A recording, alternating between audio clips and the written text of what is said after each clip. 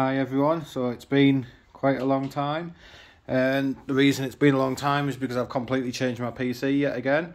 So if you remember, before I had the NV7, which was a very big PC, and now I've got the Fractal North. It's a lot less RGB, so it'll probably divide people into whether it's better or worse, but I think it matches my home cinema setup better. There's the cabinet and the big 77-inch OLED that it goes to. So yeah, the reason for the change was really because I wanted something a little bit more, in my opinion, adult and a bit more subtle, and it blends in with the furniture better because it's in the living room. I mean, to be fair, it almost looks like a small form factor PC because it's so small relative to the NV7, even though all the parts inside are exactly the same. So obviously you got your wood front, my favourite feature, which is the gold buttons and subtle light. Because I've prioritised performance and sound, it's pretty much completely inaudible. Doesn't make a single noise no matter what game I thought it. So I'll open it up in a second, show you my cable management and the parts I've got inside. Sorry for the reflection there, but yeah, so it's on gold legs as well, which are quite nice. I like them. At the moment it's just on the carpet, but I'll see if I want to put a bit of wood there or not. So if you just give me a second, I'll open it up. It's easy to move about. This glass feels so small and lightweight compared to what the NV7 was. There we go. Just put it aside there. I can also undo this one here, to give you a better look inside. If you're thinking of getting this case, it is very good, and it can house the biggest components, as you can see here.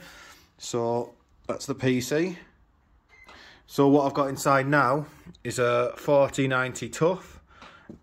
I've got Noctua Chromax black fans. There's 3 of them there. If I take off this side bit, actually, here, this front bit, you can see the fans there. They're very expensive fans. They're 30 quid each, but they're really good. You can take it to about 40-45% and they're still completely inaudible, and there's a lot of headroom there if I wanted to have a little bit of noise and cool the components even further, but I shouldn't have to. I've got 3 at the front.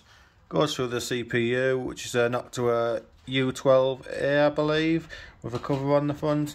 Straight through the CPU and out the back, so it's 3 in, through the CPU and out the back.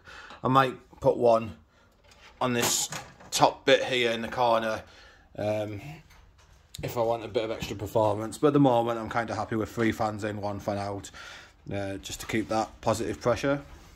I've turned all the RGB off that I had, so it's the same RAM sticks because they were really fast, but obviously it suits my build better to have them off now. I don't have to bother with RGB. I mean, I need to turn that off, but I'll have to look how to do that without installing the Armoury crate, because I don't like that application at all.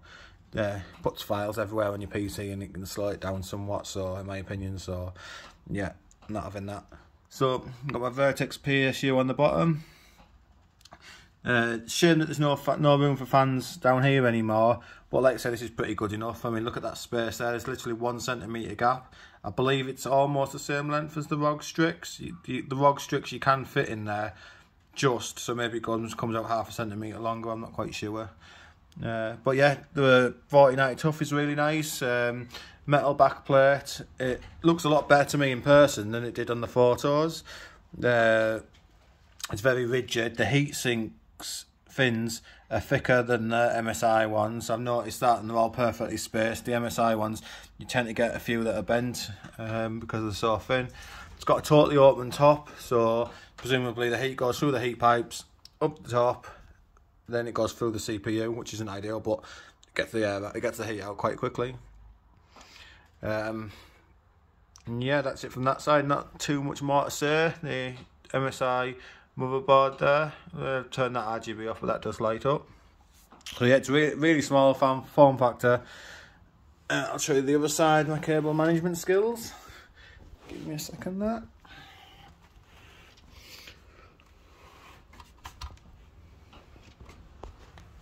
It's just a plain panel on the back. Obviously, I use my PC for gaming and for movies and TV shows and things like that, so not having RGB out the corner is a lot better. These thumb screws are quite tight on this case.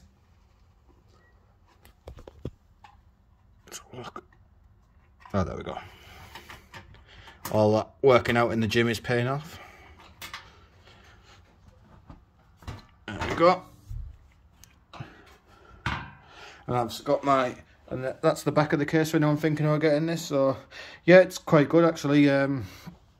Obviously without RGB I don't need as many wires as I had. Got my CPU wires going straight up the top there, cable tied up and straight through. The one thing with the case that a lot of people complained about is there's only one hole at the top right, so that might be an issue depending on what you've got to run through there. My two SSDs there, I've got one above there, one there, and there's room for one more down there as well. The motherboard can actually handle up to 6, so without any limitations, and it's got 4 NVMe's in as well. Some motherboards start cutting off PCIe lanes when you've got everything populated, but it's not the case with this motherboard, the MSI Carbon X670E. So yeah, that's it. It's my PC. It's a big change from the last one, but I'm really happy. It's like I say, it's completely quiet. It's very subtle, and to be honest, it just looks like it matches the subwoofer at the other side there quite well, so it all blends in quite subtly. But yeah, I've definitely done for PC building for a while. My next upgrade will be a new CPU next year when the new range of AMD ones come out. But apart from that, or maybe the odds extra storage if I need it, I'm happy just to actually play some games for once. Take care guys, hope you're all doing well.